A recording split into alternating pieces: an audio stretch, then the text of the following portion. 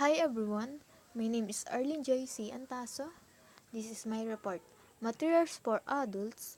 I am no good at languages, inspiring and motivating also adult learners of beginners Spanish by Rosa Maria Cibes Enriquez. Next slide. Introduction. Experience has taught me that teaching a language to adult students whose main discipline and perhaps primary interest, work lies in a field other than languages, can prove to be a difficult task. Examples of this occur widely throughout higher education and occasionally industry.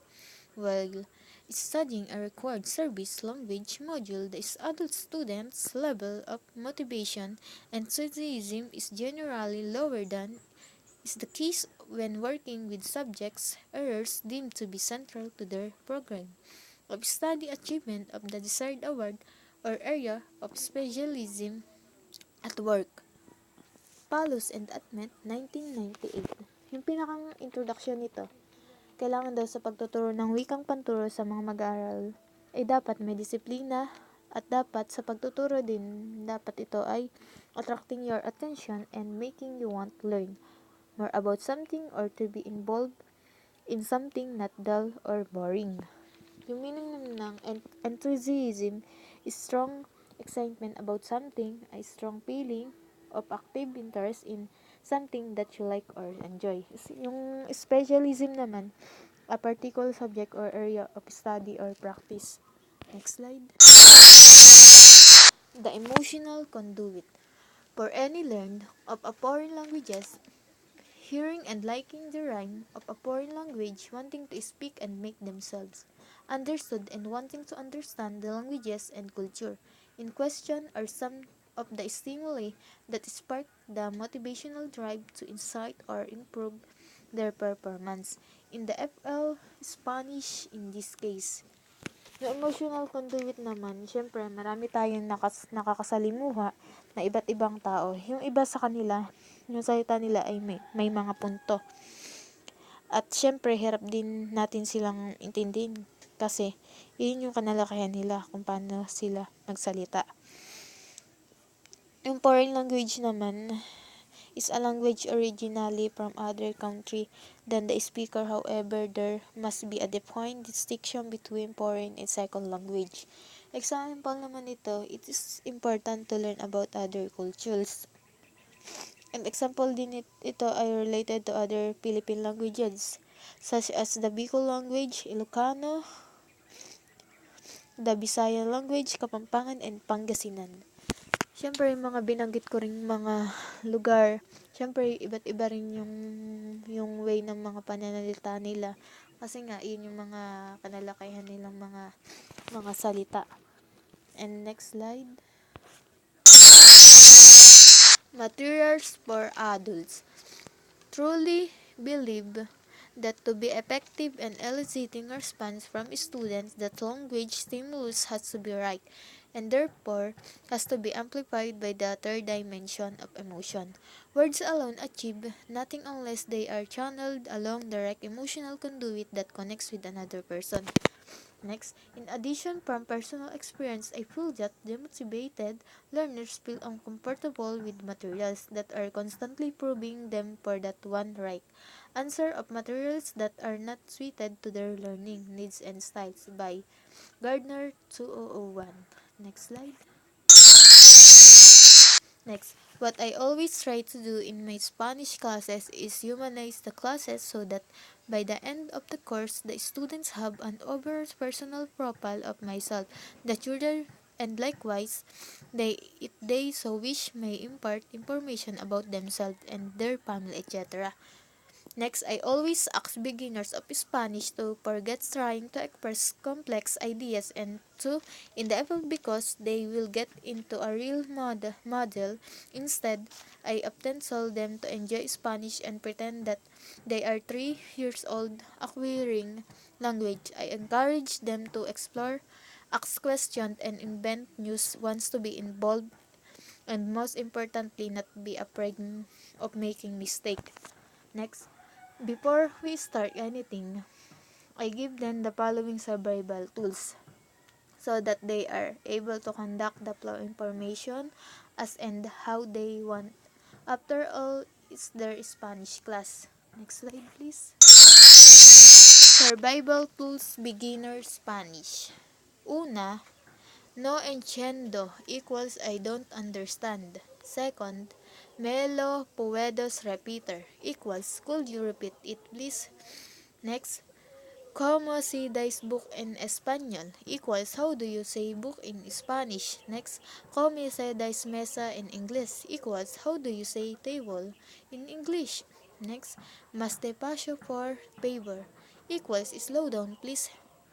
Ito yung mga survival tools ng mga beginner Spanish. Ito yung example. Next slide please. How do I approach? In order to induce and stimulate my student to become motivated, I decided to adopt language teaching approaches and strategies that differed from those employed in their other modules. Their main discipline and approach the Spanish curriculum topics in a different way. Siguro dapat kung magtuturo ka ng wikang panturo, dapat hindi boring at dapat yung tuturuan may interesado sa ituturo mo para makinig siya sa'yo. At syempre, dapat may disiplina. Next slide please. The 10 plus 1 commandments for motivating L2 learning. Number 1, set a personal example with your own behavior. Syempre, number 1 example dito yung attitude. Number 2, create a pleasant, relaxed atmosphere in the classroom. Example nito ay, pag walang teacher, dapat magtulungan kayong magkaklase at magbasa-basa ng books para mag-improve yung sa pagbabasa. Number 3, present the text properly. Ayan, ano natin yan. 4, develop a good relationship with the learners. Ayan.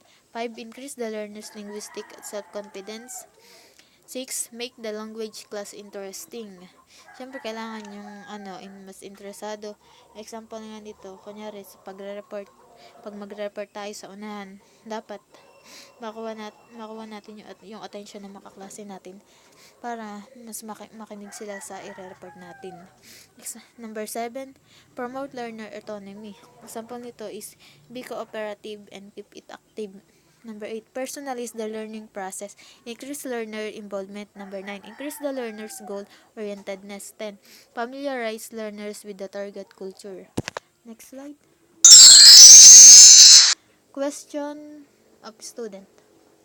Number 1, question. What are your reasons for learning Spanish? Response. Love Spanish, beautiful, sexy language. Have a beautiful sister-in-law and would like to be able to speak to her and maybe find myself a nice Cuban lady. Next, will be useful for my future career.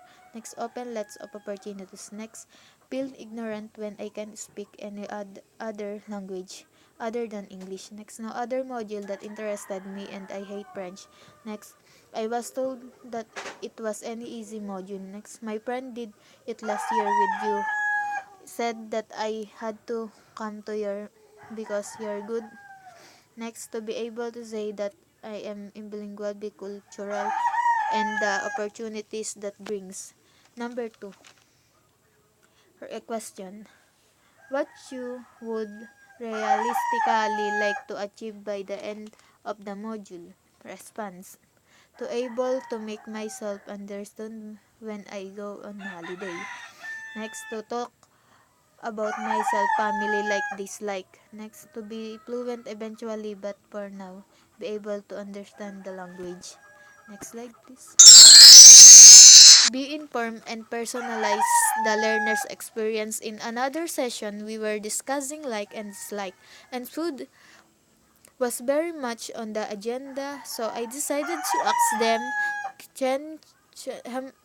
when hungry, thirsty, they all said that they wanted tea, coffee, sandwich, crepes, etc. and spontaneously started to order things in Spanish. They appointed a class representative to go and fetch the items in questions, and when the person returned, they all ate and drank and even shared some of their food.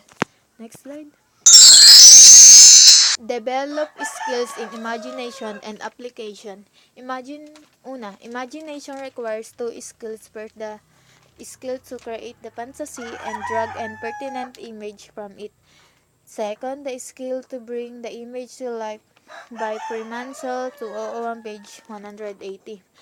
Thus, from the perspective of the tutor, I have conducted that very few materials produced offer the necessary level of interactivity, feedback, and adaptability.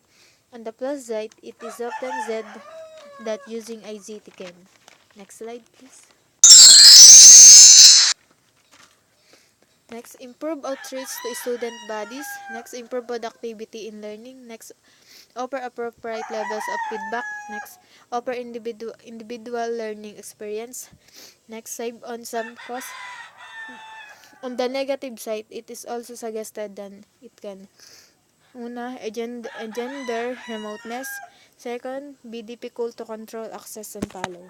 Next slide, please. Next, more often than not offer poor feedback or none at all. Next, be difficult to individualize. Next, be costly to create and once created to buy certain package. By Banks 2000 page 38 to 4. And work hard and practice. The above, I guess, applies to both tutors and their student. The saying achievement is 1% inspiration and 99% preparation applies to any profession. Siyempre, importante rin dito yung practice. Yung kunyari, magpa-tutor ka kunyari sa mga pinsan mo or anything iba pa. Pwede ka mag-practice sa practice kaya sa pamagitan ng pagbabasa ng mga books like sa mga library para ma-improve yung pagpaprominence din natin kunyari sa pagbabasa. And next slide. Conclusion. As you can see from the chapter, I do not introduce any new theories in the field of creating motivational materials for adults. I simply wanted to reinforce the following points that a student, irrespective of age, sex, nationality, etc., no matter how motivated, the motivated will depend on the tutor of stimulate him, her to learn. Next slide, please. And God bless.